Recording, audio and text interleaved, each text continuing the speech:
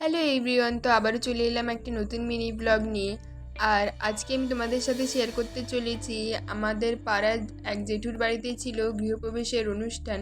তো প্রথমে আমরা সেখানেই চলে গেছিলাম, আর সেখানে মা শীতলাকে আনা হয়েছিল। তো প্রথমে ওনাকে বরণ করে বাড়িতে নিয়ে যাওয়া হলো।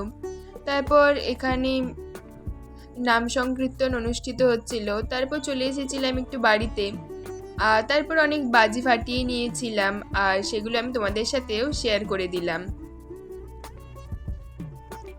আর এটা হলো তার পরের দিনের। আর সেখানে আমি প্রথমে সাজুগুজু করে চলে গেছিলাম, আর আজকে আমার লুকটাও তোমাদের সাথে শেয়ার করে দিলাম। আর সেখানে গিয়ে দেখলাম মায়ের পুজোও শুরু হয়ে গেছিল। আর তারপর সেখানে শীতলা মঙ্গল অনুষ্ঠিত হচ্ছিল।